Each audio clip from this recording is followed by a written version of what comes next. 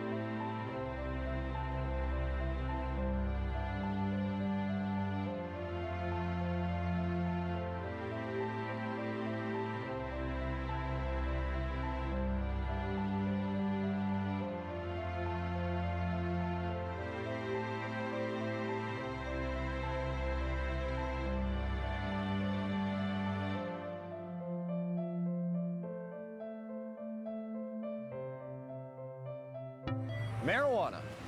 It's become big business. A multi-billion-dollar business, both in Canada and the United States. But why has it become such a big business? Here in British Columbia alone, it's speculated that the illegal BC marijuana trade brings in upwards of $7 billion annually. And up to 85% of that product heads south to the United States. Having become an international issue, when do the lines blur? How does a massive underground market like this survive while remaining illegal? Why is marijuana illegal in the first place? And if prohibition is meant to protect us, I guess the most obvious question is, does the prohibition work?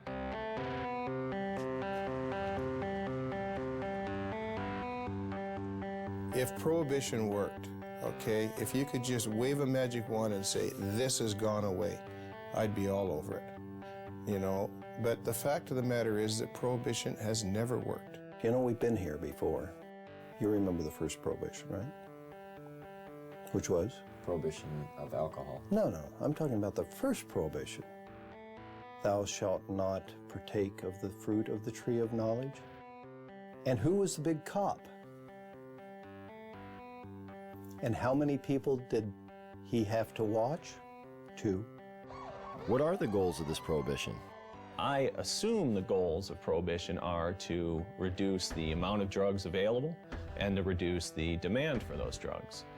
In both instances, cannabis prohibition's an utter failure. Has the prohibition stopped people from using marijuana? You get a phone call and says, I'm from the federal government. I want to know whether you've been using cocaine or marijuana recently. Presumably you might be getting a little bit of an underestimate. In 1937, there were estimated to be 55,000 marijuana users, and now there are estimated to be more than 50 million of them. That's a 100,000% increase. Seems to be quite a few of them. Yes, I'm afraid there are.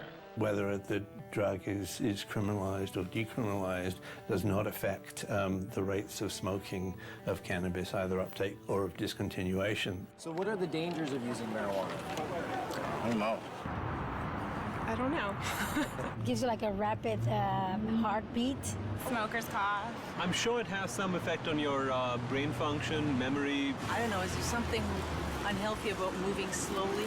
It's not good for you. You're not fully conscientious of what you're doing. Thicken some membranes in your brain or something. Well, it's been science. I guess I'm being told it's been scientifically proven that marijuana kills your brain cells. That's the one I remember.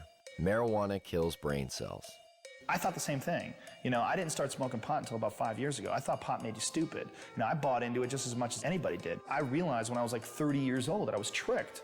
I was like, you gotta be fucking kidding me. 1974, the Heath-Tulin study. Ronald Reagan announces, the most reliable scientific sources say permanent brain damage is one of the inevitable results of the use of marijuana. Monkeys pumped full of marijuana, apparently 30 joints a day, had begun to atrophy and die after 90 days. Brain damage was determined after counting the dead brain cells of both monkeys who had been subjected to the marijuana and ones who had not.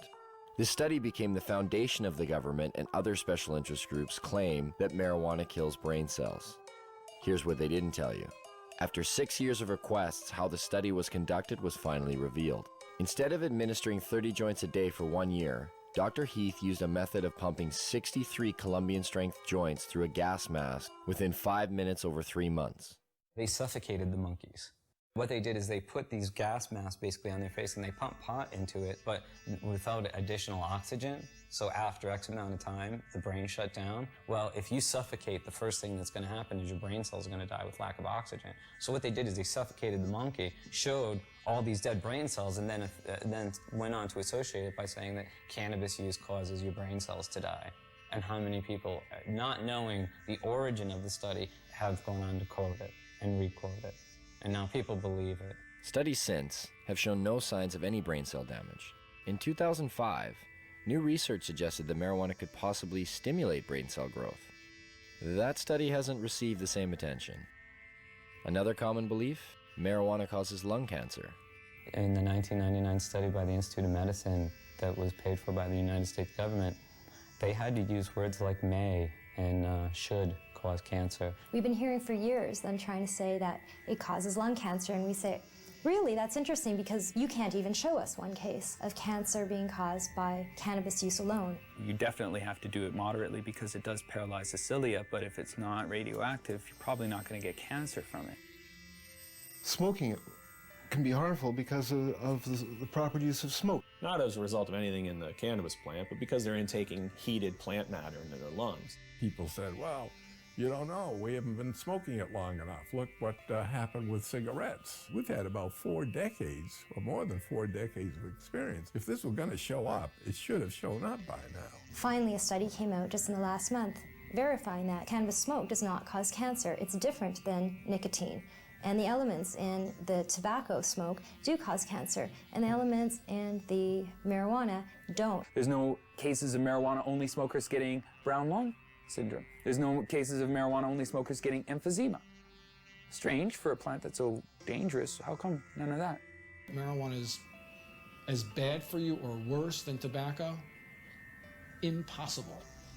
If they had the evidence, they'd be putting emaciated bodies or emphysema, lung cancer, black lungs, they would be parading them throughout the media. They don't have one. Yet people somehow or other think that it might cause the same thing.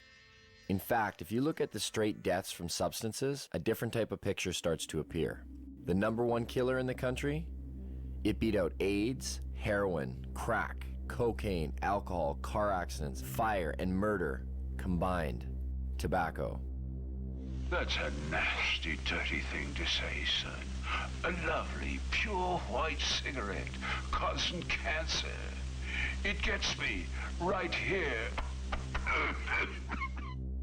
With an average of 430,000 deaths per year, considering it's a #1 killer, it's interesting to know that tobacco receives government subsidies and is grown with radioactive fertilizer.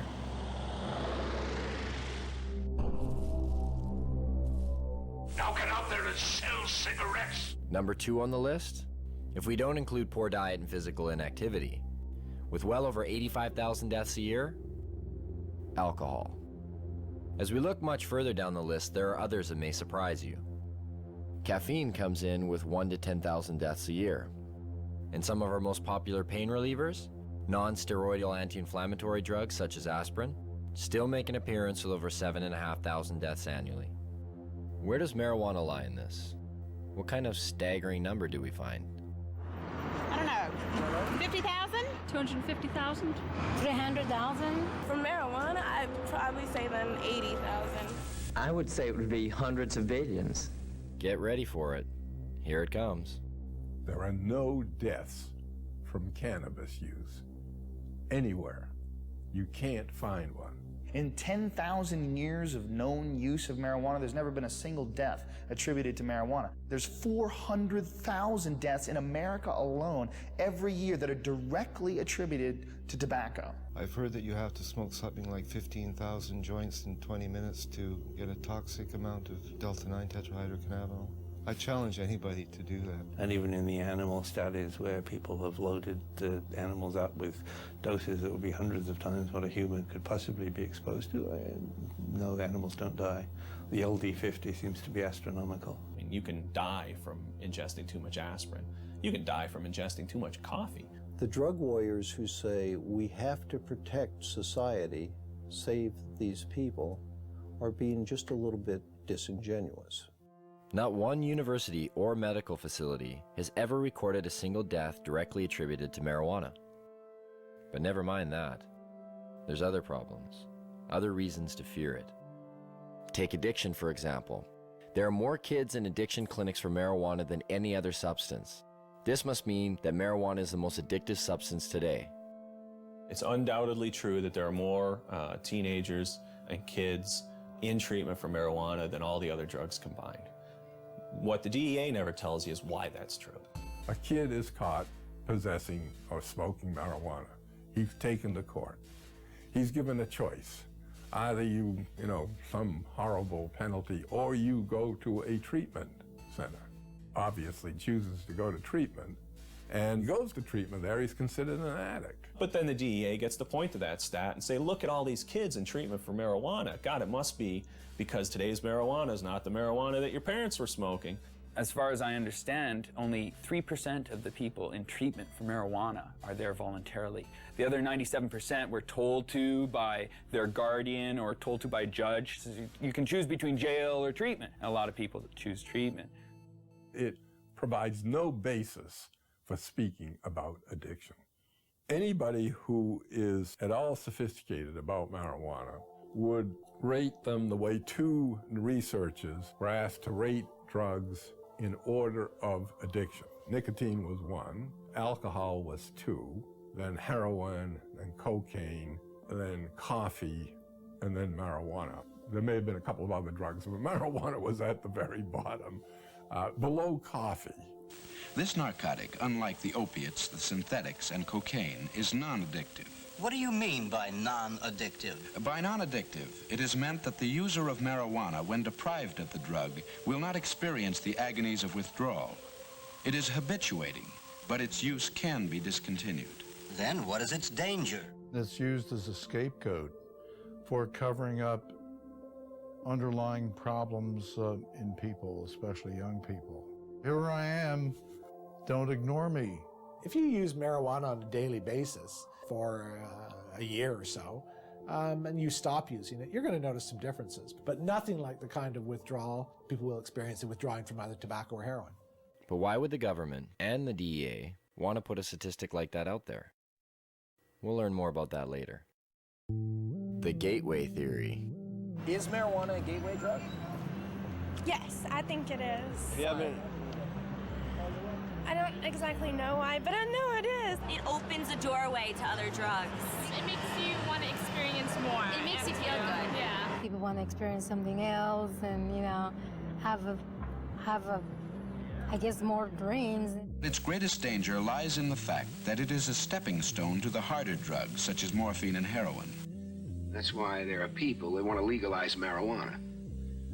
They figure if they can get the young people in this country onto hard drugs, they can destroy your generation, or in this generation. You know, in the days of Harry Anslinger, it was called the stepping stone hypothesis.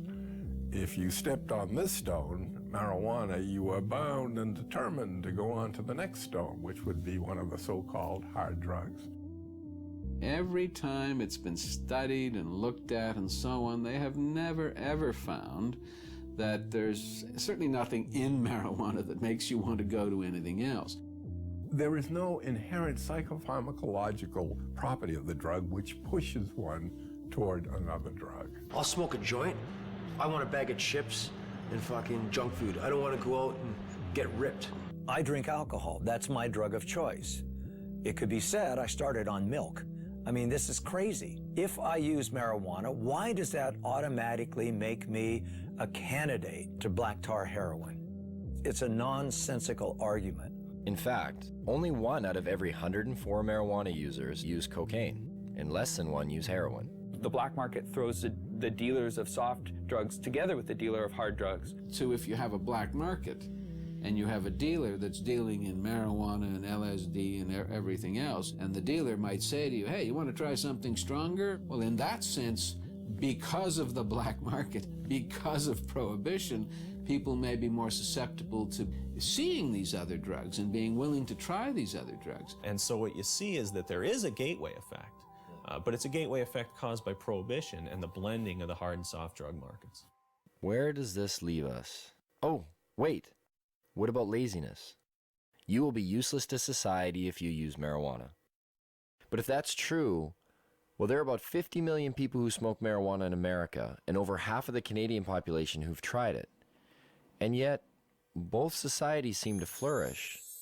And just look who some of these people are. Stephen Jobs developed Apple Computer smoking pot. Ted Turner developed CNN News smoking pot. Still smokes a joint every day.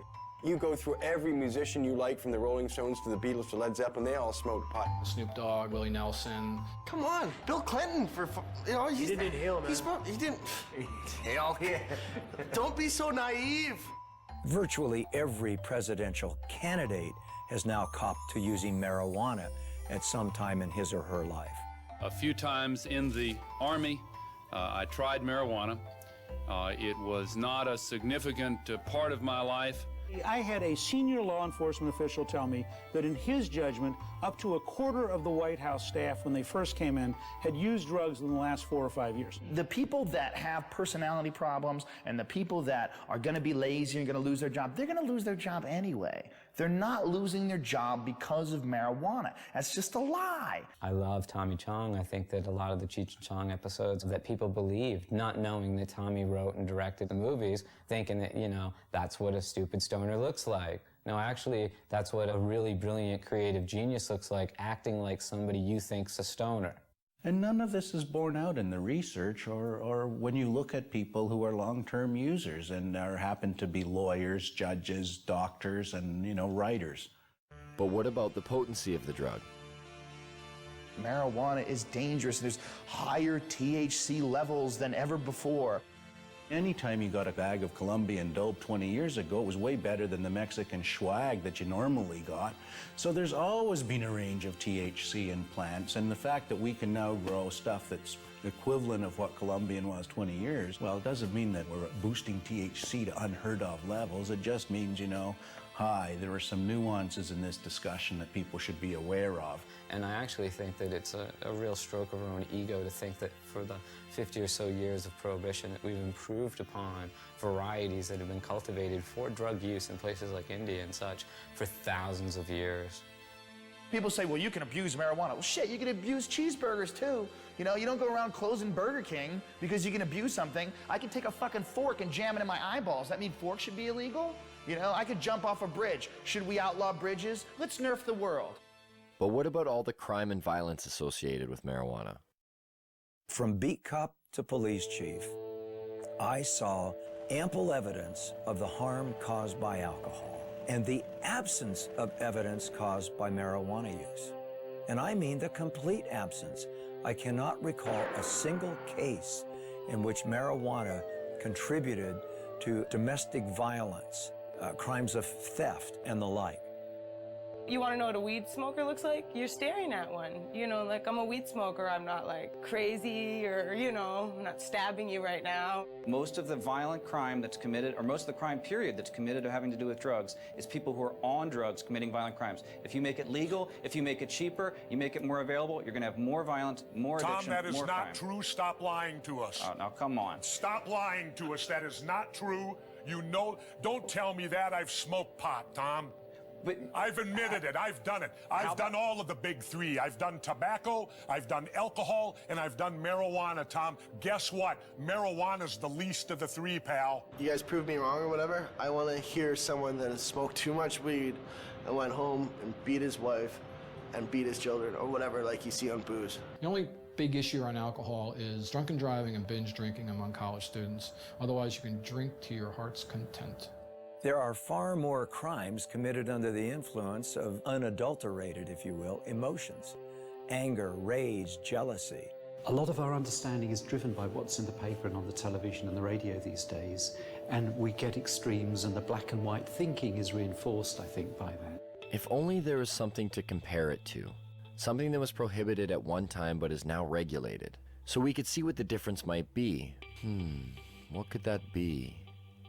What could that be? Under prohibition of alcohol, everything got worse. Everything. Alcohol prohibition really birthed and gave rise to massive organized criminal groups within the United States. It led to a general disregard for the law and a general disregard for police activity because it was a law that most people didn't obey. Would you have supported the prohibition of alcohol 75 years ago? Well, I'm glad you brought up the alcohol example. I mean, as a governor, you must have known firsthand the cost of alcohol. I hear this argument a lot of times, like alcohol. That isn't what I asked you, Tom. I asked you a specific question. Don't give me spin. I said, would you have supported the prohibition of alcohol 75 years ago? I don't think I would have. Why? Because alcohol, for better or worse, and a lot of times for worse, it's a close call, is a long entrenched and ingrained part of our culture and our society. I mean, you go back thousands of years, the first writing is about alcohol, the Bible, everything else. It's really hard to reach in Tom, wait and a pull minute. this out of society. Let me inject something then. Then if you believe that God also made the marijuana plant, I'm talking about our culture and our society. You just said the Bible. Alcohol poisoning went up by 600% during Prohibition. There were more speakeasies in large cities like New York City under Prohibition than there are taverns and liquor stores today. Sure, one can point to alcohol as being a continuing social problem, but we don't have people shooting each other over alcohol. When alcohol was prohibited, people lived at that time to know the difference between prohibition and non-prohibition. They could see that the prohibition of alcohol caused the emergence of gangsters in the underworld that took control of these substances. Alcohol then was no longer in their control. Could this be the same for marijuana? It strengthens organized crime, without a doubt, because you have to be a criminal to sell it. It's that simple. This brings crime into it. That's why the benefits and the ability to make money is so huge in it. Weapons were used to intimidate people, and we've seized approximately 50 weapons, sawed-off shotguns, and most of them are loaded. Where's all this competition we've heard so much about? You call these prices low? Marijuana is just a weed, and marijuana is worth more ounce for ounce than gold. You don't find legal commodities, at $200 an ounce. You don't even find them at $200 a pound. Heck, most things are $200 a ton for corn and grain and barley. That's why when you walk 10 pounds of marijuana across the border into the United States, it becomes worth 20 pounds. You create an artificially inflated value for that drug that is so huge that people decide it's worth murdering people in order to control this market. I think the Fraser Institute called cannabis prohibition a gift of revenue to organized crime. But what do growers and dealers think of this? Would you like to see the government in the future legalize marijuana here in BC? Stealing money from us? I know I wouldn't like to see it legalized. The government would control and regulate the product, and that could potentially hurt a lot of people in the industry. How can you compete with factories just have perfectly rolled out doobies? They'd perfect it, and we'd all be out of money. It makes for strange bedfellows. You've got the police and the high-level drug dealers both agreeing that we should maintain this prohibition. Well, when you got high-level drug dealers saying prohibition is good, you might want to scratch your head a little and think, well, shoot, why would they want to continue prohibition? I can't imagine why a grower who's making $150,000 or $300,000 a year would ever want to see marijuana legalized. I mean, the last thing a grower wants is sensible policy. The madness continues and they continue to get rich. You know, Betty, I'm going to bring this up at the business meeting tomorrow. You make the penalties stiffer? You know what? Good. For those people who are not getting caught, price goes up. See, so not only do we allow them to tell us how much drugs are going to be supplied, the potency of those drugs, who they're going to sell to, where they're going to sell them, just to make sure they get it all right, we let them keep all the profits. So you've got essentially a Wild West. You've got an unregulated market in which anything can happen. It certainly may work for things that people generally accept, but if you try to prohibit something that's in demand, that the people want, then it's pure folly. And without control, it's hard to regulate areas of concern, like keeping it out of the hands of our children.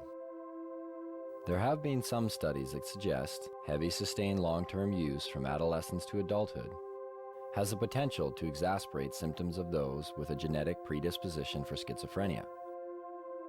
And although there is strong evidence that refutes this, it does lead one to question, could there be a better way of deterring children from using, rather than letting dealers decide what age is appropriate? For the last 10 years, our children across the United States have said that it's easier to buy illegal drugs than it is to buy beer and cigarettes. It's harder to get beer because you have to go through a regulated establishment that's going to check ID, that's going to have those safeguards in place, that isn't just going to sell it to you because you got 40 bucks in your pocket. The guy down on the street corner, he doesn't want to know how old they are. He don't want to see an ID. He says, show me the money. And if they get the money, it doesn't matter if that child is 4 years old, they're going to get the dope. If you can't control the sale of the product, how on earth are you going to keep it out of the hands of kids? Could we be the creators of what we now see as some of our biggest problems? Have our solutions been prelude to our worst fears? The use of the criminal law for the basis of public health is a wholly bad idea, no matter how you cut it. It doesn't work. You cannot legislate morality. One person can say it's immoral to legalize it just as much as someone can say it's immoral not to legalize it. It doesn't get you anywhere. You have to have a rational policy debate by talking about the consequences. Now, I've had young people tell me that, well, Your generation had a martini and that was your crutch, and why can't we have our own kind of crutch? You know what? Why don't you be a generation that doesn't have to have any kind of crutch? It's a lot easier argument. If you just say, oh, it's immoral, then you don't have to debate why it is that alcohol kills so many more people than marijuana, or why it is that tobacco takes 7 years off your life and we can't establish that marijuana does anything particularly. If people do drugs and they commit crimes around those drugs, they should in fact be punished. But you can't punish someone for something that hurts no one. We should legalize marijuana, tax the hell out of it, and put every dime back into the healthcare system. Taxation and legalization? Doesn't that seem a little extreme? Wouldn't it be better to just decriminalize? The distinction is simple. Legalization of marijuana makes it a product that is legally available to adults. That doesn't mean that there's unregulated distribution, unregulated sale, and unregulated use. The decriminalization of marijuana still makes it an offense. You're not going to go to jail for it under a decriminalized model, but society is still saying no, no, no, no. It doesn't address the problems of organized crime, and it doesn't create a situation where you have retail sales. Decriminalization is just kind of a goofy concept. To say that it's legal to own something, to use it, to possess it, but not to produce it or sell it, just seems like this illogical position, because where did this stuff come from? It's the worst of both worlds. Sends out an incredibly bad message. It should be controlled like alcohol, like tobacco. The total impact for the U.S. budget from legalizing marijuana and taxing it at rates like alcohol and tobacco is somewhere in the $10 to $14 billion range. It can be used to pay for healthcare costs. It can be used to rebate to lower taxes and give people lower tax rates. It can be used for highways, for hospitals, for national defense. It's $14 billion and can be used for whatever its best use is. The production or the harvesting, the packaging, the sales of marijuana could be handled essentially the way we handle alcohol. You sell to a kid, you sell to somebody under the influence, your license is in jeopardy. That license ought to be hard to get and easy to lose. It seems to make sense. It's a little jarring, but nowhere are these issues more relevant than here in BC. Yes, marijuana is illegal here. And yes, police actively pursue growers and dealers. But that doesn't stop the market from thriving. It's believed that the illegal BC marijuana trade industry employs anywhere from 90 to 150,000 people. And the product is now known around the world. It's even been given its own name. BC Bud. Bud. BC Bud. British Columbia Bud. I don't know what you are meaning. BC Bud? BC Bud. You guys know what BC Bud is? No. You guys know where British Columbia is? No. Yeah, Isn't it in Britain? Britain? Yeah, it's in Canada. When I say BC is famous for Pot. weed and hippies. Mountain, sea. Marijuana. I used to think of the beachcombers back in the days, but now I just think of that BC Bud. Do you know what BC Bud is? No. Oh, it's really well known. BC Bud is bud that comes from British Columbia, and that's why they call it BC Bud or Beasters. Dude, you got the Beasters? Yeah, I got the Beasters, which means you got bud from BC. You know what the word grow up is? I'd say it's pretty common knowledge here what a grow up is. People do them in their houses or in their basements. I'm surprised it's not in our dictionary. A grow up is something that happens inside somebody's house, like one of our friends or something, and they just grow weed inside their house. Do you know anybody that's growing marijuana? I don't, well, no. Kelowna, my hometown.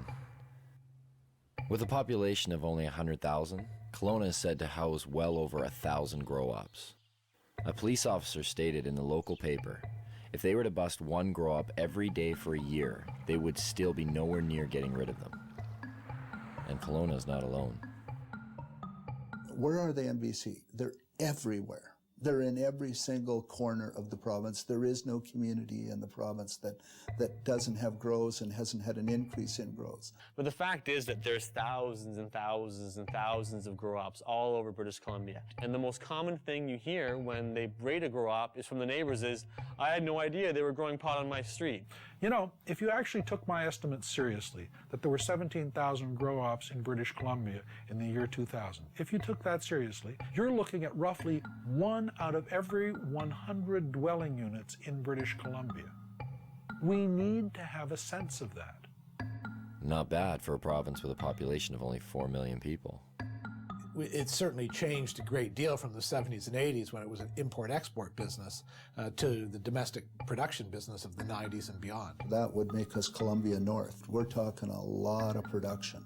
The reality is that there's a huge range of people involved in the marijuana industry in British Columbia. It's not a hierarchy. People don't beat you up if you go into the marijuana industry. It ranges from people growing a few plants to members of motorcycle clubs and others possibly being involved in the business. Police at one time used to attend to every single call that came to their attention. Somebody would call and say, I think there's a grow. Police would do an investigation, do a full investigation. Well, that has dropped over 7 years to where it's only about half the time. But it seems to me that if we look around and talk to people who are living in the real world, one of the things we discover is that we don't understand it very well. And when we see these numbers like 1% of all dwelling units potentially are involved in marijuana grow-ops, it certainly ought to give our politicians perspective on what it is they're trying to do. So how does one find these grow-ops? For police, it involves the use of forward-looking infrared cameras that can detect the above-normal heat radiating from a grow-op, or the sniff test. But if all else fails, this, Grow Watch. Communities have become so flooded with grow-ops in BC that some neighborhoods have started their own watch programs. This one, set up by the Chilliwack RCMP, even has an education package with phases: training, neighborhood cooperation, certification. Once certified, you are able to hang this sign which shows that you are a neighborhood that does not approve of marijuana grow operations. There are questions provided to citizens in order to aid them in identifying a grow-op. Questions like, do the residents keep to themselves? Was the sound of construction heard coming from the basement soon after occupants took over the residence? Is there condensation visible on the windows? Is the yard unkept? The education package does state that a positive response to one or some of these questions does not necessarily indicate that the residents are involved in criminal activity. Maybe that's a good thing. But why is it that grow-ops are popping up in virtually every neighborhood of BC? How much money can actually be made by simply growing some plants in your basement? And what do these grow-ops look like anyway?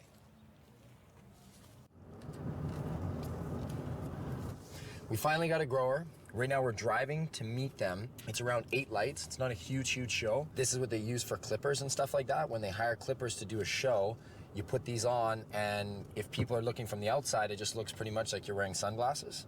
But when you're on, I mean, I can't put them on right now because I'm driving, won't be able to see. This is everyone's getting glasses, director, thanks, other producer. Where's my phone? We just wait for the phone call, so we'll keep in line for when this comes to. Oh, I see a vehicle pulled up. Maybe that's them. Hello? Okay, so put the glasses on. Okay. Now, can you tell them we're just gonna have the camera running, but we're gonna have the lens cap on? Is that cool? Okay. Yeah. No. Hey, Diggs, we're gonna have the camera running, but we're gonna have the cap on, so there's no video. Shit. Yeah, just do it. Just keep it on. Just put the cap on. How you guys feeling? Feel that heart rate increased? So you're coming back to? Yeah. All right. Okay, cool. You want the camera? Yeah. Cool. You're not feeling motion sickness? Oh yeah, now I'm feeling it. I'm feeling sick. You know, we're just gonna hold people's arms and kind of guide them inside. Yeah, that's what I was saying, so I don't fall on my face here.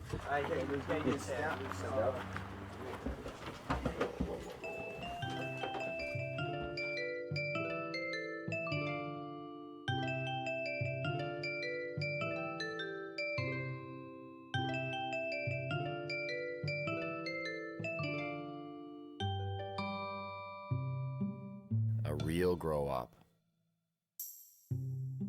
The grower admitted that this wasn't the biggest of grow-ops. In fact, it was probably on the small end of the scale in terms of size. But I really didn't care. There are just so many things to see. The lights, the tools, the power, the pots, and of course, the marijuana. What do you guys do for the smell? I noticed there's like a big...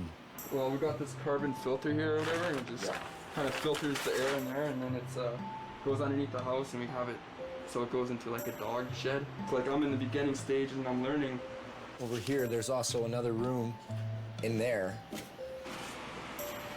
So you have a total of, is it 8 lights? 8 lights, yeah, they go on 12 hours. This one runs 12 hours in the daytime, this one comes on 8 at night. Did you say like the majority of the guys you know are just growing to earn some extra money? Yeah, it's like they have normal jobs and, you know, they're normal 9 to 5 type of guys. The grower told me he cropped out about every 2 months, and every crop was worth about $20,000. That's $120,000 a year. Even though this was a small grow-up, the numbers didn't seem small at all. If those kind of numbers are coming out of a setup of 8 lights, what kind of numbers are coming out of the big ones? And where do you find them? Well, it would seem just about everywhere.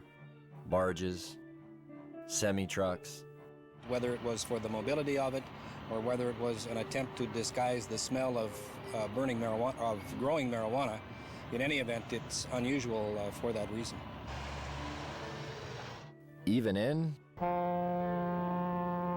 train cars? Yes, it seems as though even our beloved caboose cannot escape grow-up fever. When we read that 20 train cars were buried underground to grow marijuana, busted or not, we had to see this. So we set out. But not before asking our sound man if we could use his SUV, and coaxing him with a little free gas. Where we were going, we would need it.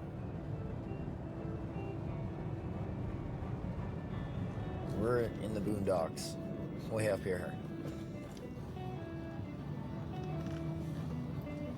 You wouldn't want to go over that puppy. This is what they brought up diesel fuel to power the generators in. With how much they were growing and how much the generators needed, I mean, that's a full truckload there. And finally, after a few hours on the highway and climbing up the side of a mountain, we get there. We had to go into 4 low just to get up here. And you can see I'm dressed right. I'm in jeans and frickin' sneakers. Fuck. My feet are cold. There's no neighbors. Like, look to the right. There's nobody there. Nobody here, nobody there. I mean, I imagine they're probably laid this way. They've been obviously following you, like where you're getting your diesel, where you're getting the tanks, where you buy 10 train carts, where you buy 150 lights. These are diesel pumps, and it looks like there's still diesel leaking in these things here. This is how you got down there. Just want to make sure it's okay to go down here. I feel like I'm going into a cave. All right, watch your feet there. Not as cold under here. About 8 train carts down that way, I'm guessing. So I can even see to the end, and then 2 deep. Each one is 2 deep. Down here, 2 deep. Down the next one, 2 deep. 3, 4, there's numbers on the wall. And then what they did is they cut them to make doorways, and that's how you have your hallways going into each one. There are water reservoirs here. And you see 1, 2, 3. You're like, okay, that's quite a bit. But then there's this one, and that one, and another one at the end. Look at these things. Like, no wonder the cops just left it. Moving this shit would be a pain in the ass. Yeah, these train carts. I see why they bought them. They got a deal. They're like all rusted in the bottom. We could start growing here tomorrow. There's still dirt and fertilizer ready to go. Oh, here, who wants a little leftover plant there? Look at this. Just look at all this wiring right here. You can see the cops that come severed everything.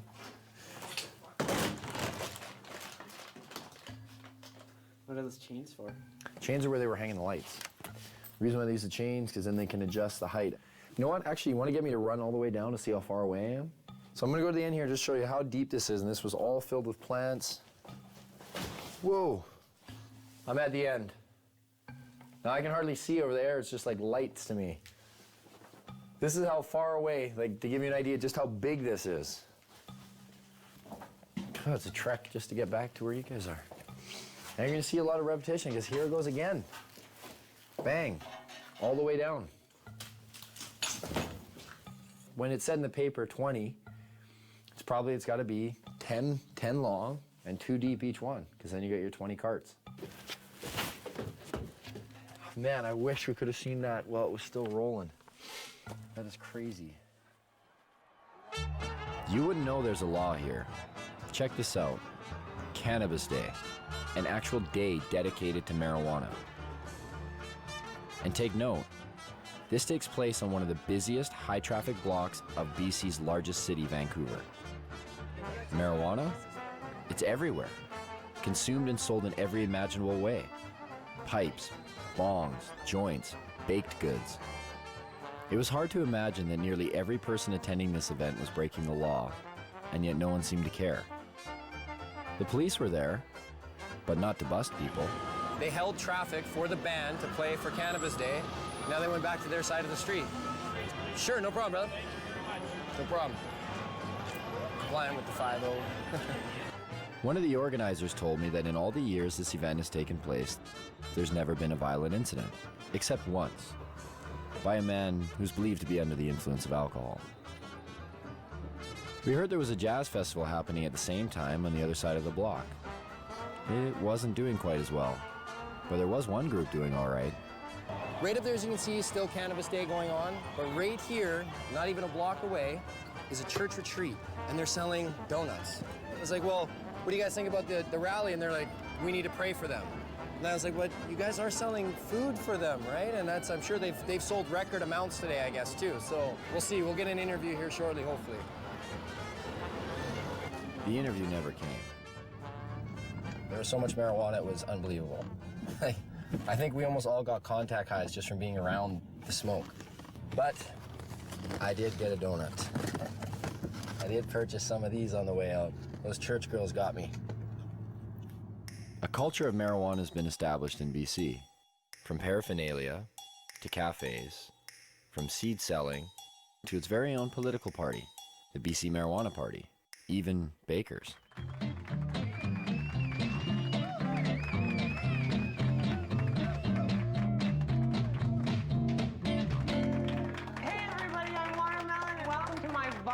Cooking show, Baked and Baking, where we're gonna revolutionize the cooking show and we're gonna let you guys in on the action.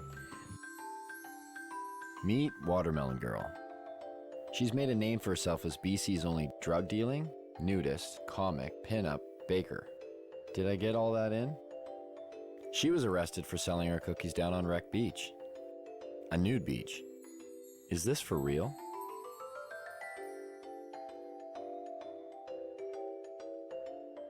I'm like the Heidi Fleiss of weed. I tell everybody, like lawyers, doctors, like there's no proverbial, yo, G, you know, like none of those, like all professionals come in through my house. You know, a lot of people with money, a lot of people in politics. You don't want to know who comes through here, you know. My mother was a baker and her mother was a baker and we just bake. So I made these pot cookies and I started selling them. It's hard to ignore such a large demand. So if you got arrested one time on Wreck Beach, right? Yeah, I've been arrested more than once. Allegedly trafficking ginger snap cookies. Allegedly trafficking ginger snap cookies. So I'm assuming not regular ginger snap cookies, right? The one with right. Snap crackle pot. But even the judge is like, uh-huh. You know what I mean? Like he's seen violent crime after violent crime and then along comes the cookie girl. Cops are supposed to come and remove undesirables from communities, and I clearly was not an undesirable person in my community. Like, somebody else needs cookies. Actually, I just got picked up by the National Speakers Bureau, so I actually go on speaking tour to universities and talk to kids about marijuana. Oh, really? Yeah, it's like the most genius. I'm like, you want me to talk about marijuana? We're like, okay. And they pay me to do it. Lock up your kids. This is a heinous crime. So at some point, one might ask oneself, how does an industry of this size function while remaining illegal? Where does the money flow? Who's profiting off of it? Is there really $7 billion floating around the province unaccounted for? Maybe people are feeling the effects and they don't even know it. Turns out there seems to be a system. Some have even given this system a name. Well, a lot of people here in town and stuff consider it a union, right? Union? Yeah, union, and you know, it's like a different term for pretty much industry. It's this underground thing where there's so many different tradesmen and different people all working together. You have to work together with people that you trust because it's illegal to do what people are doing here. So this is how the so-called union breaks down. And of course, there are many exceptions to this, but this is the typical setup. First, you have a home or landowner. He doesn't take on much responsibility. He is simply the legitimate owner of where the grow operation will take place. All he has to do is pick up a briefcase every 3 months and pay off his mortgage. His hands are clean because he can claim ignorance if the grow operation is busted. Oh, I'm sorry, officer. I didn't know they were growing marijuana there. Then you have his 50-50 partner, the contractor, who will provide the equipment and hire the grower or grow himself. The grower is known as the fall guy. Why the name? Because that's exactly what he is. If the operation is busted, he takes the fall. Once the crop is matured, clippers are then hired. They prep the weed for distribution by cutting away the excess leaves and stems. What a lot of people don't understand is a part of the marijuana plant that people smoke is the bud, which in essence is the plant's flower. It's not the leaves. Clippers are generally hired on an hourly wage starting around $20. Tax-free, of course. Once the marijuana is ready, in steps the weed broker. He's not always required, but sometimes the partner with the equipment needs a broker to buy his product and then sell it for him. In the event that a broker is required, it usually means the weed is headed south to the United States. In that case, the broker will buy the pot for somewhere between $1,800 and $2,000 a pound. He'll then hire a border jumper, a risk taker, someone who has the balls and hopefully the wits to get the product over the border. Some of the most common ways?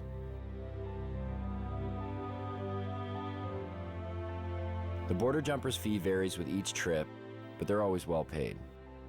Once the product has reached the broker's US connection, it will earn about $3,000 a pound. The farther south it goes, the more it makes. If it manages to make it all the way out east to areas like New York, the price is driven even higher, somewhere between $3,500 and $6,000 a pound. Stricter laws demand higher prices and in turn provide more profits. In Miami, 7 to 8 pounds of BC bud will trade for 1 kilo of pure yayo. Cocaine. That in turn makes its way back up to Canada, and sells for anywhere from $30,000 to $35,000 a key. If the marijuana manages to stay in the province, it will usually sell for around $1,800 to $2,000 a pound, depending on how flooded the market is. This is just the tip of the iceberg. The union embodies a slew of businesses and services, generating profits both directly and indirectly for the province. Some know they are involved and others choose not to acknowledge the benefits they gain from it. Carpenters build tables, rooms, sheds, and anything else that's needed for a grow show. Brand new homes are being built expressly for the purpose of housing a marijuana grow operation. Electricians set up lights, wire the electrical components, divert power if necessary. Hardware stores provide construction materials to build rooms and grow operation structures. Hydroponic stores supply lights, nutrients, soil, and other equipment needed to grow. Seed sellers provide, well, seeds. Clone growers create clones from other marijuana plants to aid in quicker grow cycles. Real estate agencies market houses to growers, unknowingly, but they profit all the same. There are some realtors, though, who are directly involved in the union and will actually cater to growers' needs, finding houses in secluded areas with big basements and power that can be spliced and stolen. Mortgage brokers and lease brokers who help growers with poor credit get the houses they need to start up. Banks who have minimal security to prevent illegal money from being deposited. The way it works now is deposits over $3,000 are sometimes questioned but are left up to the teller to decide whether the deposit is suspicious. If they believe it is, they may put a note on the account. It isn't until a $10,000 deposit that a mandatory FCAC form is filled out and sent away. But it is possible for $9,999 deposits to go through with little question. Oh, you sold some motorbikes. Cool. Oh, you sold your boat. Neat. Thanks for the business. You get the point. Lawyers and law firms who provide counseling on how to make grow money legit. They help set up and incorporate LTD companies and holding companies to launder money. They also provide legal counsel to keep busted growers out of jail. The electric company who makes money off of enlarged electric bills due to excess lights. The only time they seem to get involved is when they think someone is stealing the power. Law enforcement receives budgets to fight the cultivation. They create special task forces like the Green Team to specifically target marijuana. Canadians spend $300 to $500 million annually on law enforcement and the justice system to enforce marijuana laws. Police also receive the benefits of seizing growers' and dealers' assets. And last, but definitely not least, everyday businesses. Bars, restaurants, clothing stores, boat dealerships, car dealerships. The money funneled indirectly through various everyday businesses. Growers and dealers like to spend money on everything. These growers, after they crop out, it's like they won the lottery. You can tell the ones who are selling it. The more they sell, the more bling bling they have on them. Do you think they just hold it themselves and tuck it away somewhere? No, they buy houses, they buy cars, they buy boats. They'll purchase restaurants, they'll purchase, whatever they're into. Maybe that's why we got busted. We got too carried away. You can tell yourself you're not going to let it go to your head, but I said the same thing. But when the money comes in so easy, you get accustomed to that lifestyle, and before you know it, you become a steamer, you become a hot rod. And that's what it comes down to. Yes, organized crime moves a majority of the product once it's available on the market. But there aren't a lot of bikers out there watering plants. It's mom-and-pop operations, it's young guys who see opportunity. It's not easy to make that type of money doing anything, especially if you've been going to school for, the past 4 years and you see this random other guy, watering plants in his basement coming out of it with an extreme amount of money. I understand. You have your degree. Yeah. And then you're in the... Yeah, I made the choice to put that aside and start growing weed. I could be making $33 an hour, which is a great wage, but really, why would I want to do that when I have the knowledge to make in a whole year in 2 months? What have we learned so far? Well, one, the prohibition hasn't reduced the demand, and it certainly hasn't reduced the supply. Two, it's a steady source of revenue for organized crime, which in turn attracts young people because the money is so easy. And three, being an underground market actually creates crime and violence. And yet, the only one paying the costs for all of this are the taxpayers, people like you and me. Even further, this whole deal is over a drug that seems to pose no more of a threat than the substances we already regulate. At the very least, why isn't this up for debate? Dwight Eisenhower once spoke of a military-industrial complex. Have we built up a marijuana prohibition complex? The real war on marijuana didn't start until 1972. And President Nixon said, it's all the Jews smoking pot. And he really said that. When Nixon got into this with his war on drugs, he had things that he wanted to do. He had an agenda. A lot of the information that was kept and warehoused in the Library of Congress and also at major universities was actually recalled and destroyed. The Nixon report that came out through his administration was called the Schaefer Report. It was by a Republican governor, and when he studied it and gave an answer, you can pick this report up, pick up any page, open it, and if you actually have experience with cannabis, you'll realize they're telling the truth. And then when it came back saying that marijuana was essentially harmless, he totally ignored it, so we're going to launch a war on drugs anyways. Didn't even print as many copies that Congress and the House would have been able to see. 1970, beginning of the war on drugs. 76 New Jersey troopers became detectives. I was one of them. They designated 1/3 of us as undercover. I happen to fall in that 1/3. That's where I spent the next 14 years of my life. What we were targeted on was the pot smokers. There was a very good reason we were targeted on pot smokers. Most of them were protesting against the Vietnam War. Now, if you could arrest that whole group of people because they were smoking pot, you didn't have to have a Vietnam War protest, which Mr. Nixon thought was a pretty good idea. So when President Nixon declared the civil war that we're living in right now, the drug war, in 1972, it was really a war on marijuana. It really didn't kick in until the 80s when Reagan, took over his presidency of the U.S. Ronald Reagan, he said, these young people, they get together, they read books, they smoke marijuana, and they talk. Like these three elements were a recipe for disaster. How do I feel about legalizing marijuana? Am I for it or against it? I am totally against legalizing marijuana. And make no mistake, in the U.S. government, the focus of their war on drugs is cannabis. The focus of their rhetoric is cannabis. It's certainly used as a poster child for all drugs. When you see an ad for drugs, it's always the marijuana leaf that goes up. It's almost like a religious jihad, more powerful than going for the gusto.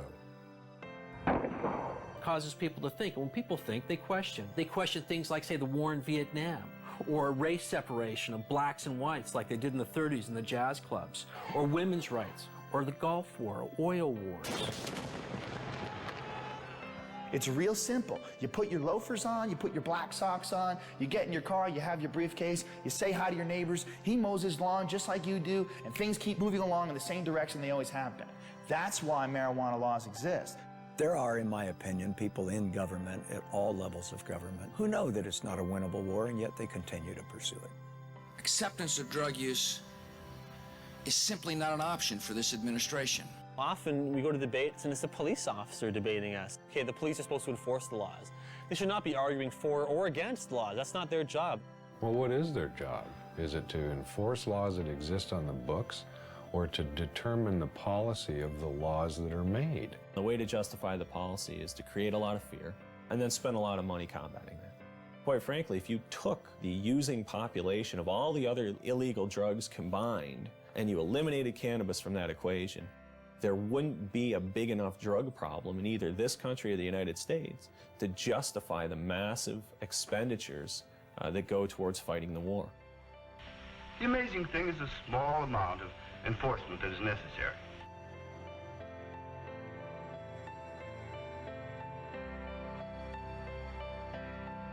$400 million is spent annually in Canada arresting and prosecuting marijuana crimes. The total budget in Canada for all drugs is $500 million. That means 4/5 of the drug budget goes towards arresting and prosecuting marijuana users, leaving 1/5 for crack, heroin, coke, crystal meth, the date rape drug, whatever. The drug enforcement industry is big business. It's self-perpetuating. It relies on taxpayer dollars. And so it's an endless battle that the DEA doesn't win, they participate in. It's like doing a big budget movie, you know. You get $30 million to do a movie, and then the movie comes out and it doesn't make any money. But someone made $30 million. Every once in a while they'll show a guy, you know, posing beside a big bunch of marijuana, you know, this is the DEA money at work. It'd be like asking loggers about saving trees, you know what I mean? This is where their mainstay of their cash flow comes from. The campaign will continue until every available known plot of marijuana has been eradicated. We've got to live with it, doing the best job we can. Even if it's a bad job? We're all carrying a pretty impossible load, Miss Gibson. There are many, many police officers, however, who believe that it ought to be legalized, regulated, and controlled. They see the hypocrisy between our existing laws relating to alcohol and marijuana in their day-to-day life, shift after shift after shift, and they get it. But they don't want to lose their jobs. They don't want to lose that promotion to sergeant or the assignment to detectives. They want to be a chief someday, and they don't want to piss off the people in power. Judges, lawyers, prosecutors, defense lawyers, prison guards, there's all of those people in the criminal justice industry. Are their interests being protected? Well, in a sense, yes, they are. The defense bar, similarly, we make money. The more things they prohibit, the more money we make. Sorry I'm late, Kent. I was delayed in court. You still have large numbers of people being busted for simple possession. If you look at the stats, in terms of drug offenses, the largest group are still simple possession of marijuana. Every time you blow a marijuana cigarette, you take a chance on blowing your future. Oh, come on, Pop. All my friends smoke pot. They're not criminals. Only because they haven't been caught yet. If you do drugs, you will be caught. And when you're caught, you will be punished. 750,000 Americans every year are charged with pot possession. That's nearly 1 million people, and whether you go to jail or not, your life is in serious trouble. And that number of annual arrests for marijuana now rivals the number of arrests for murder, rape, robbery, and aggravated assault combined. You will never get over a conviction. A conviction will track you every day for the rest of your life. For instance, you remember that guy that used to smoke but didn't inhale? Former President Bill Clinton. This is not a big issue with me. I never even had a drink of whiskey till I was 22. Now, if Mr. Clinton handed me that marijuana cigarette when he was standing in a circle with us, it wouldn't have mattered whether he inhaled or not. He would have become a dope dealer, wouldn't he? Just like all those other people that went to jail. Never to be an attorney, much less the President of the United States. But the marijuana laws protect us. They make our lives safer. They send us the correct moral message. That's how 19 out of 21 nations have gone down the drain before us. Internal decay. The breakdown of moral, ethical, and religious principles. If you've been caught, a young person in the U.S., with so much as one marijuana cigarette, you can't get a loan or grant from the government to go to college. If you've been convicted of murdering somebody or raping someone, no problem. You go right down, they'll give you the loan. I guess the message is it's okay to rape and murder and pillage, just don't smoke a joint afterwards. First thing that John Ashcroft did after 9/11, sent out a strike force to take down the LA Cannabis Buyers Co-op. That really helped national security a great deal. And what else helps national security? Taking down top criminal targets. In 2003, the US government put aside money to do just that. $25 million for the head of Osama bin Laden, $15 million each for the whereabouts of Uday and Qusay Hussein, Saddam's sons, and a $12 million budget to go after one of the most dangerous men of all, this man. Can you tell us what exactly you were charged with? I was charged with conspiring to sell paraphernalia. Operation Pipe Dreams was a brainstorm of Attorney General John Ashcroft. The internet has been illegally utilized to sell these illegal products and to facilitate large illegal businesses operating in the open. A sting operation that busted people for selling paraphernalia to a particular county in Pennsylvania where they were willing to prosecute. Because there's two states, Pennsylvania, Iowa. Void were prohibited. Well, it was prohibited to send it to Pennsylvania and Iowa. A man like yourself that is, an established actor, comedian, you're not a criminal. Like, why do you think they targeted you? Well, because our movies were #1 rentals in America. What our movies did was really show the hypocrisy of the pot laws. In fact, when I went to jail, they had it in the transcript that our movies have influenced children for 30 years and will continue to do so forever. Therefore, I should go to jail. You got to remember, they were going into Iraq, and they needed some diversion as far as headlines go. And they equated the billion-dollar paraphernalia business with aiding terrorists.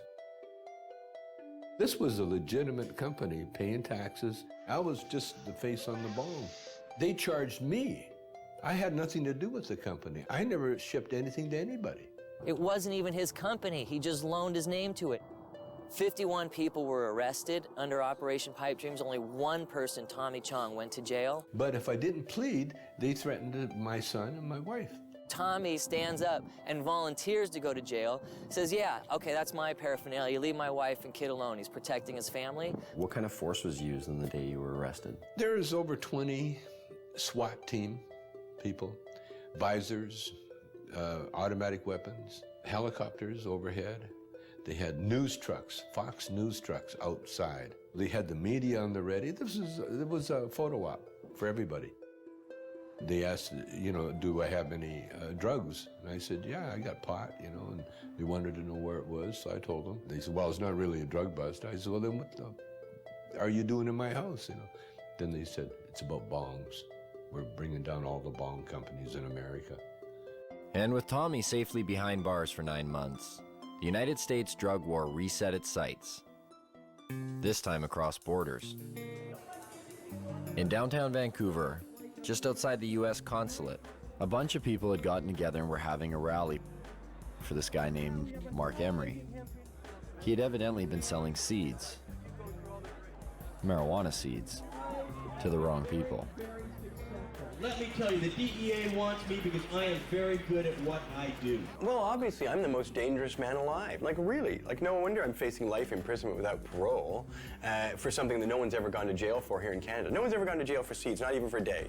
Mark and 2 of his employees are facing life in prison in the United States. Not Canada, the United States, for selling marijuana seeds over the internet. Vancouver police came in here with a warrant for an extradition, but we were taken then to North Fraser Correctional Center. Correctional Center of the year 2002. Beautiful facility. Mark Emery has gotten in the face of the United States. The U.S. sees Mark Emery as a major political threat to its anti-cannabis agenda. In a press release from Karen Tandy, head of the DEA, she said that this is not only the end of marijuana trafficking, but it's a blow to the marijuana legalization movement. I gave just under $4 million away over 11 years to Supreme Court challenges, ballot initiatives, political parties, drug addiction clinics. Well, if you're the DEA, who the hell do you think you're going to go after first and foremost and as viciously as you can do it? I think they even admitted it themselves when on the day of the raid, the DEA announced, he's a legalizer. We're shutting down one of the biggest legalizers. The legalization movement won't have a pot of money to draw from. Ha ha ha ha. Mark Emery has never gone to America and sold a seed. He does it all from here by mail order.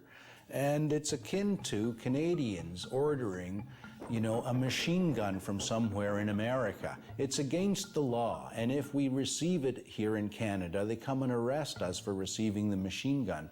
They don't go to America and say to Colt, "Hi, we're arresting you because you sent a machine gun to someone in Canada." No one's been sentenced to any time in jail in the history of Canada in 35 years. We've had this law. 2 people, me and Ian Hunter in Victoria, were fined. There's all sorts of seed businesses still open. Mark's the only one out of about 50 retail cannabis seed businesses in Canada that's been charged. Mark has been paying the Canadian federal government taxes on income he has made from selling seeds. The government relied on the existence of these internet seed sellers so that patients who had qualified for medical marijuana exemptions, who were bugging them for seed, were being directed to these internet seeds, and Mark Emery specifically in some cases is the place to get their seed. It puts Canada and our government in a very difficult position because they've either got to hand over a Canadian citizen to a foreign government for activities that were entirely done in Canada, for which our own government, our own police are not willing to charge him. If the Canadian authorities who rubber stamp this shit think that what I've done is so bad,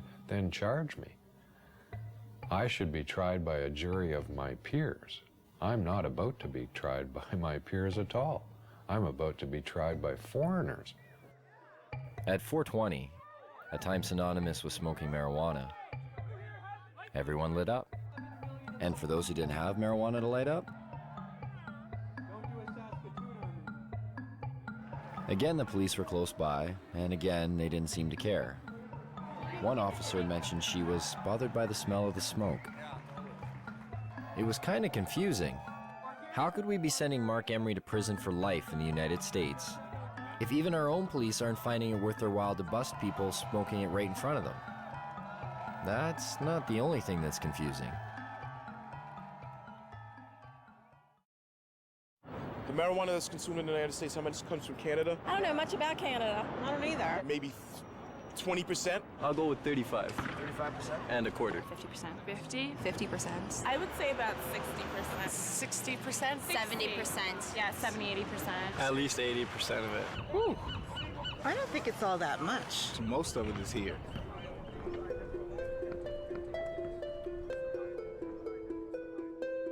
We're getting the drug czar saying, BC bud. This was when some of the people in Canada were trying to get marijuana legalized. John Walters went up there and said, what you're talking about is passing a law that will allow you to export poison to my country. When we talk about poison, exporting poison, what do we export to Canada? Cigarettes. 430,000 people die in the United States every year from ingesting cigarettes. 5 million around the world. So who's exporting the poison here? Of the 6 million people who could benefit from treatment and need it in the United States today, 60% are dependent on marijuana. They invited me. I'm sorry. I wasn't sure who invited him and why he came here yet again. He's been here before. He needs to shake his head. So how about him shutting down the cocaine that's coming across the border? How about him shutting down the guns? Sometimes you feel like you've stepped into Alice in Wonderland. You've gone through the looking glass. In fact, more Colombians die from U.S. tobacco than Americans die from Colombian coca products. So what's the drug war really about? Because if you don't want American tobacco in your country, America will go to war in a trade sense with your country. You have Canada engage in cannabis policy reform and taxing and regulating cannabis, and all the scare stories haven't come true. you have an awfully hard time sustaining your own domestic policies. What do you think would happen between Canada and the U.S. if Canada were to legalize marijuana? There's been rumors that, they're like, we'll shut down the border. I don't think so. I've heard that too, but then my question is, would you want LA, in the dark and thirsty? If you do that, then we're not going to ship oil, we're not going to ship water, we're not going to ship electricity. It's not going to happen. We're too important to each other. The softwood lumber people going to stop doing business? Are the fishing guys going to stop doing business? Are the people who manufacture stuff back and forth across the border going to stop doing business because pot's legal here? Business interests aren't going to sit still for losing millions of dollars a day because of border wait times simply because Canada takes a different domestic social policy on cannabis. Yes, business interests. Sometimes they just seem to pop up. And every so often in the most unlikely of places. We have seen an explosion in prison construction that lags only slightly behind the explosion in incarceration. There are more people in jail in America now than ever before. In the United States, it's one of the fastest growing industries. Some major investment companies at one time described private prisons as one of the best investments you could make. So you can make more money building prisons than any other type of investment. They're extraordinarily expensive to build. They're even far more expensive to operate and maintain. Right now in the United States of America, the biggest growth industry is the privatized prison complex. Japan, for instance, incarcerates at 38 people per 100,000 population. The United States incarcerates at a rate of 726 people per 100,000 population. In a 20-year period, the prison population in the United States quadrupled. We have just shy of 5% of the world's population and almost 25% of its prisoners. Even South Africa, at its worst, didn't have as many prisoners per capita as America has now. Texas just built 77 prisons in about the last 20 years. We find state treasuries on the verge of bankruptcy as a result of prison construction.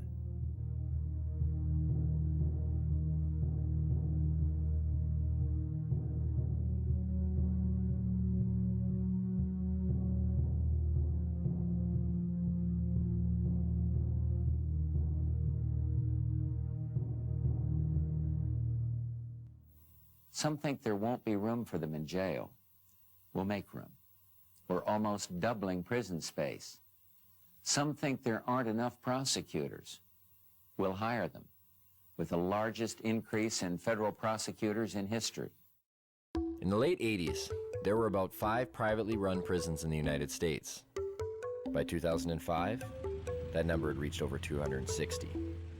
As soon as you've accumulated a certain amount of capital from building prisons, you can start investing that in ensuring job security, ensuring there'll always be more prisoners around to require more prisons. We have private prisons?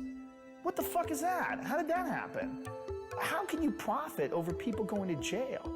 That's scary. That's a bad, bad sign. Our society is in deep, deep, deep trouble if nobody's looking into that. Correctional guard unions have become powerful lobbying groups, pushing for longer sentences on less serious crimes.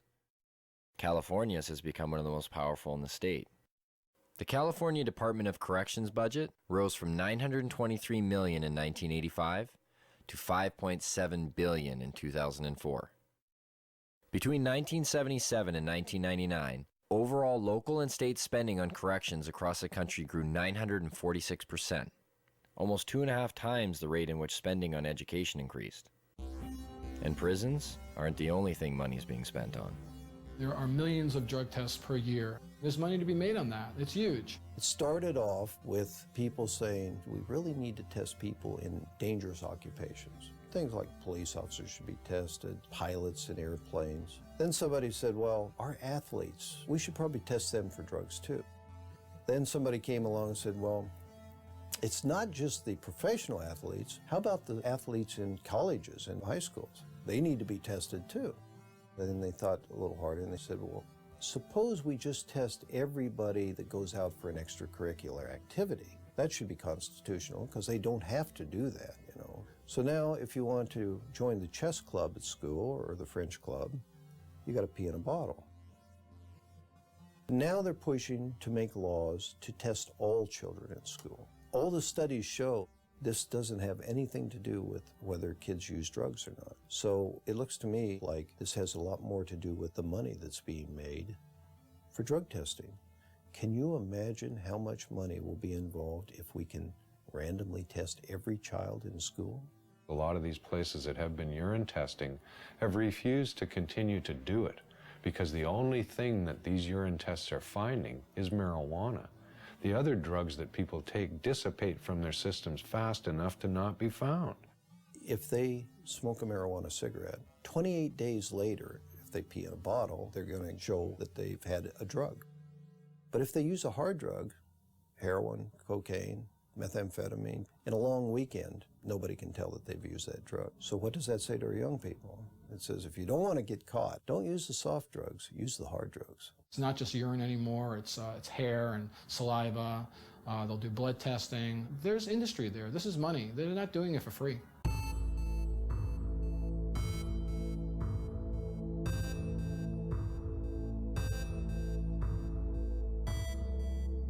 The most profitable industry in the United States is pharmaceutical.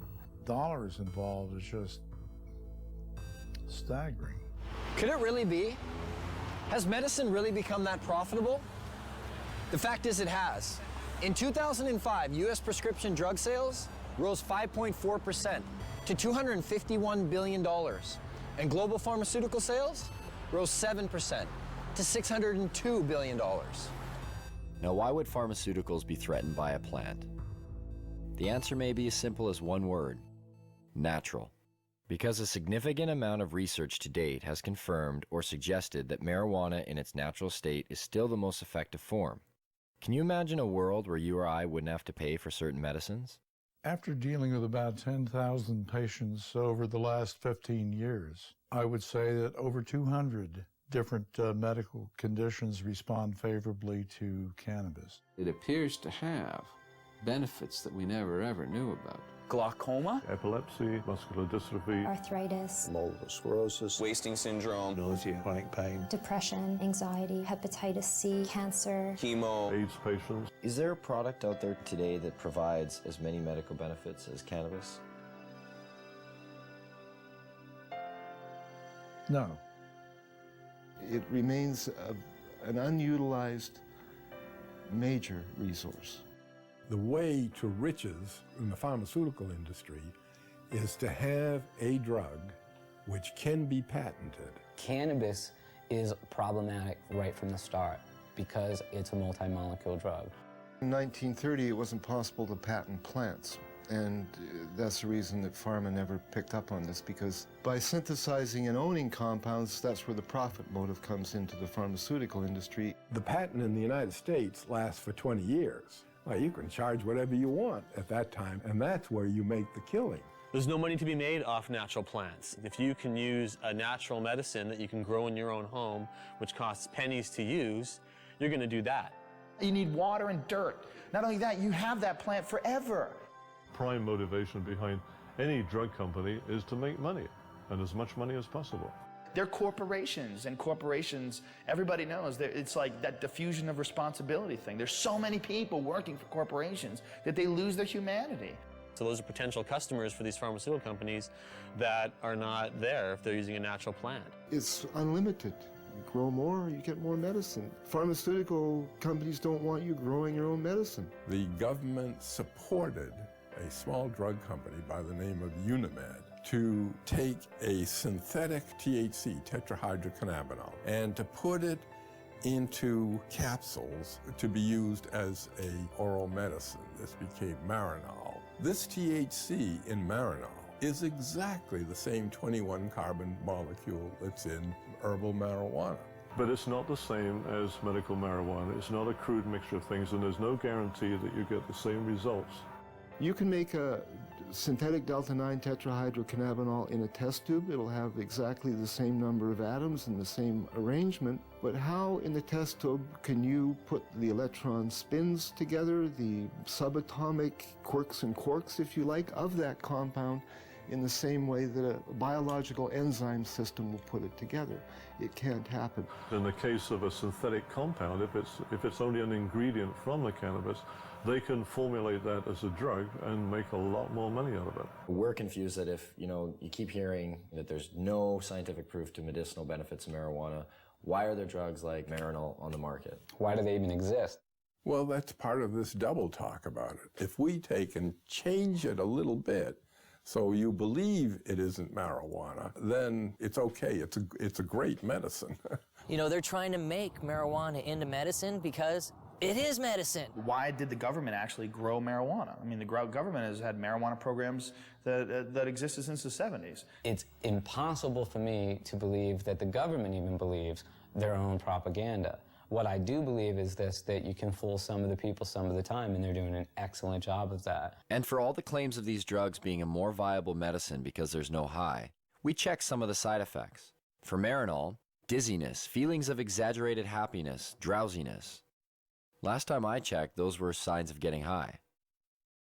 If it is indeed side effects of marijuana that are preventing the pharmaceutical world from accepting marijuana as a viable medicine, then they better start paying more attention to the products they've been marketing for years. Every year, prescription medicines kill over 100,000 people. The pharmaceutical industry has been excellent at convincing the public that they need their potions. If you watch any kind of commercial for drugs, they're always using the third person. For example, where does a headache come from? It comes from out there somewhere. Don't sell the steak, sell the sizzle. How many people in this country alone are addicted to antidepressants? How many people who are on antidepressants really have imbalances, and how many of them just got off of a bad relationship and they're depressed?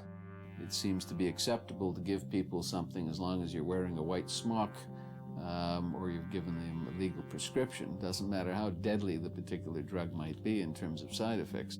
What we call modern medicine is actually alternative medicine because it's highly experimental, it's often dangerous, often toxic, and it kills a lot of people. To me, it's crazy. There's a lot of stuff out there that'll affect you in different ways. Look at aspirin, heroin, both invented by Bayer. I thought heroin came from opium seeds. And Just natural effect of opium, you keep making it more and more concentrated? No, you have to add certain chemicals to it and tweak it a certain way.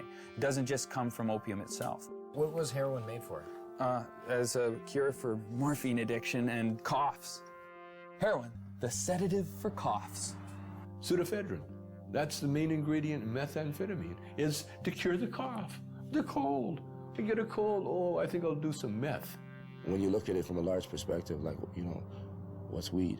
Even Francis Young, the DEA's own judge, who took medical testimony for over 2 weeks, made this statement. Marijuana, in its natural form, is one of the safest, therapeutically active substances known to man. Yet, despite this, and the ever-mounting number of real-world patient success stories, cannabis remains listed as a Schedule I narcotic. Under that category, marijuana is classified as having no known medical value.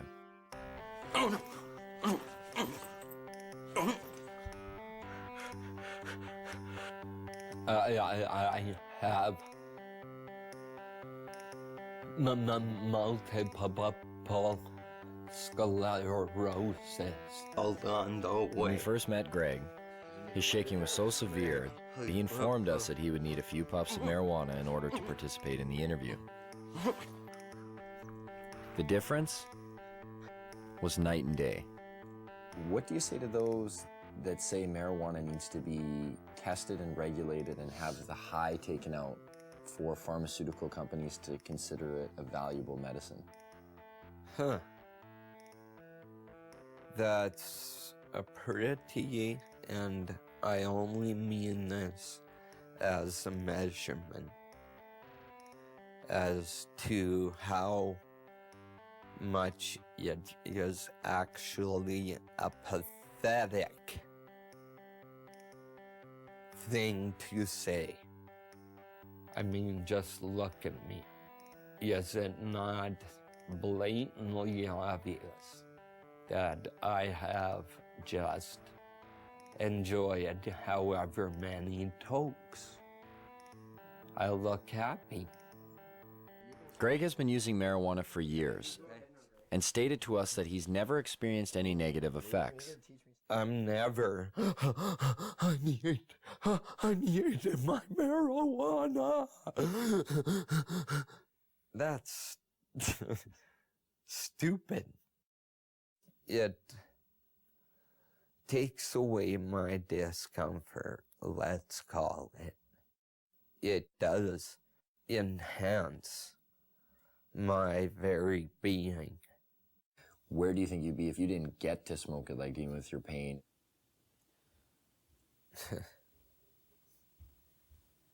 I would have found a way.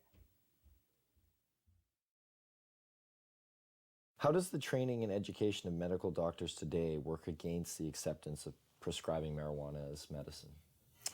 Well, it works against them because they're brought right from the beginning, right into the fold of the pharmaceutical industry.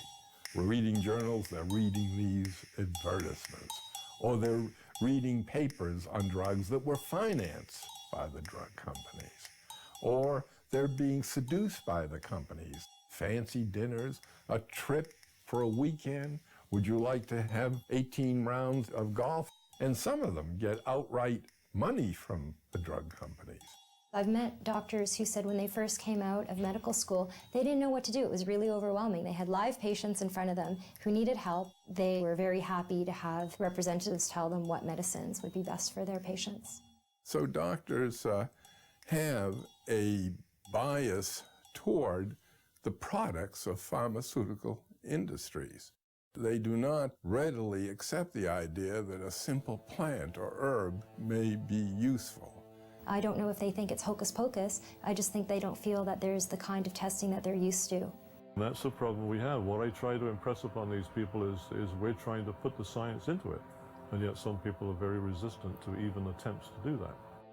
More of the funding is coming directly or indirectly from the drug companies, and these people, obviously, for obvious reasons, are determining the agendas.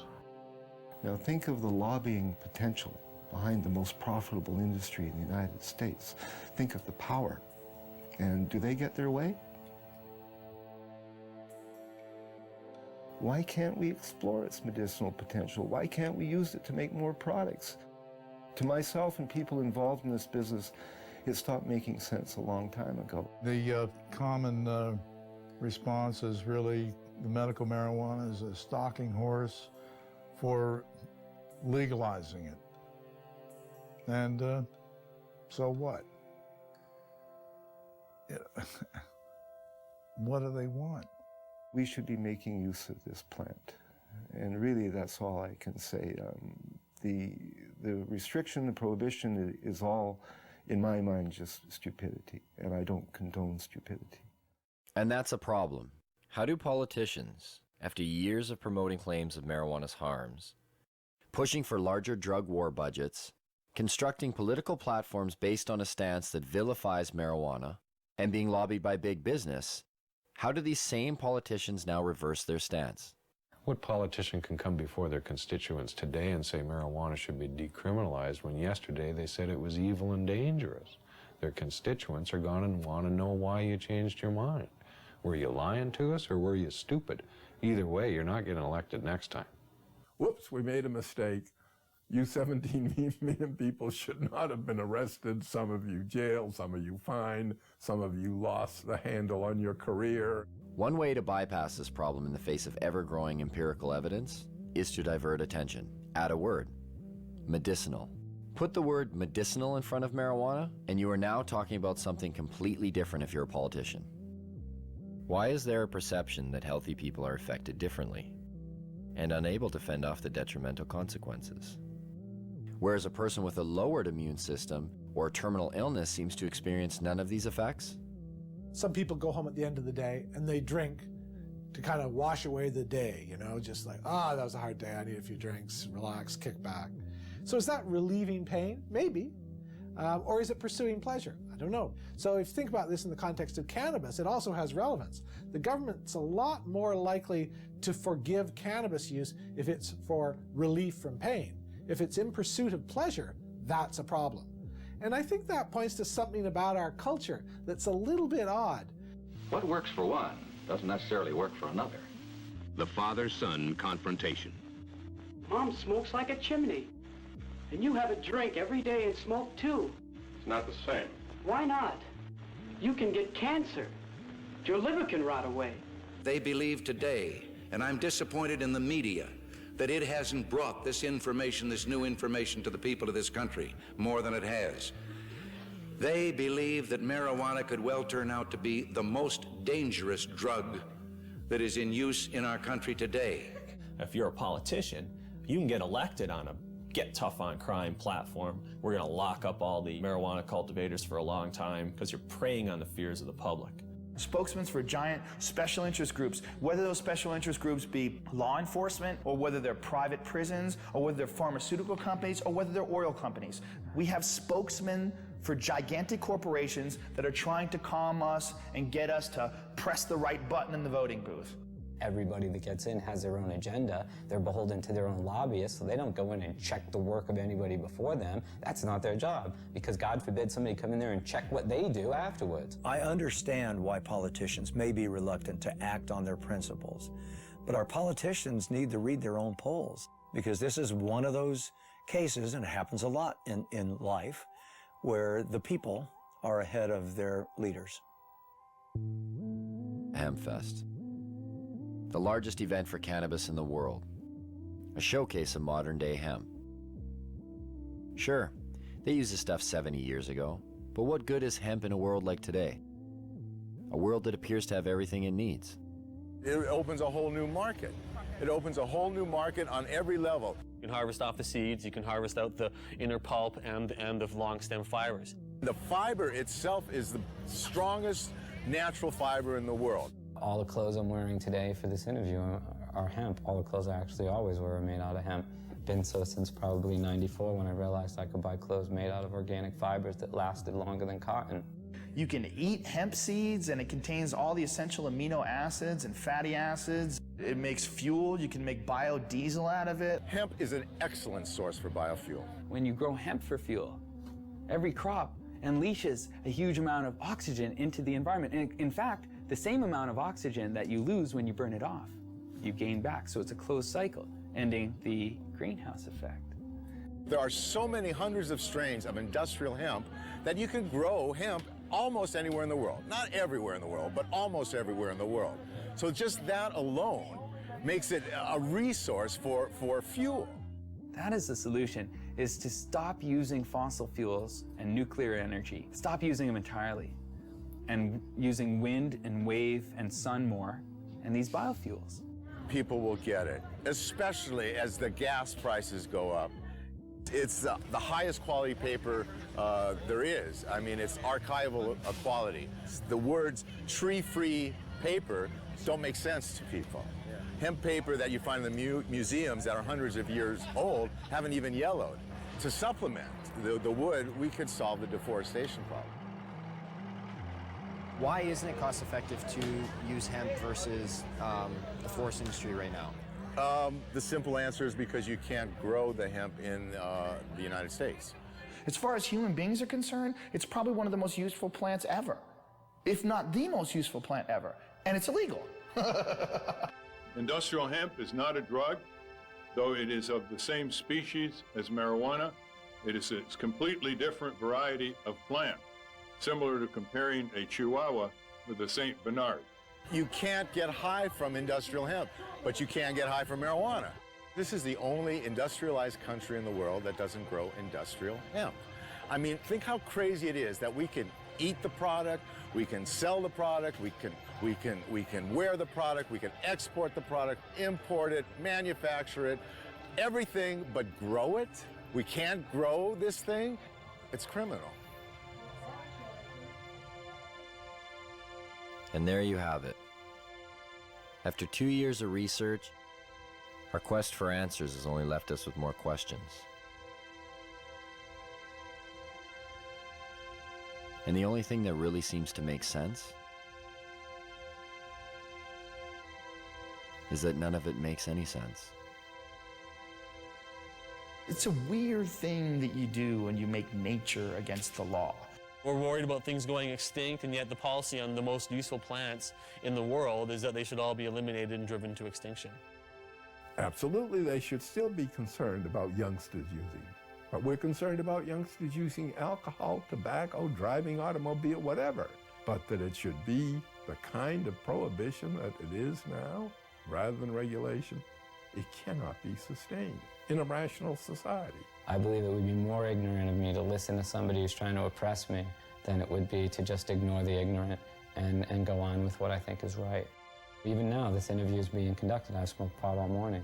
This is what I look like high. There's a great quote that life is a tragedy to those who feel and a comedy to those who think. And if you are a thinker and you look at the marijuana situation and you're not laughing,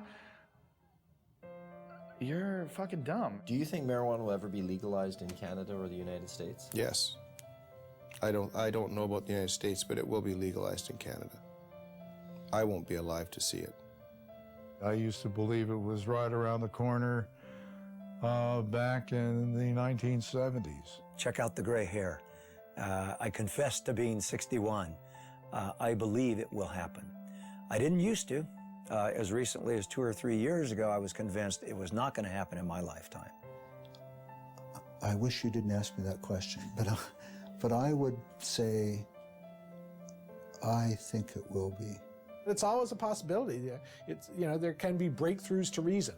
All we have to do to end it is get 50% of Congress plus one human being to say it's over, and it's over.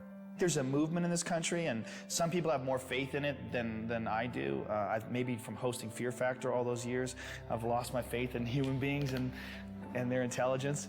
I think it's inevitable. I believe that the truth will set us free, and I think the truth is infectious, and I think that while cannabis per se is not addictive, learning about it quickly becomes. When I published Marijuana Reconsidered, I, in the last chapter, predicted that once people understood these things about marijuana, the prohibition would be gone. It would be gone in 10 years.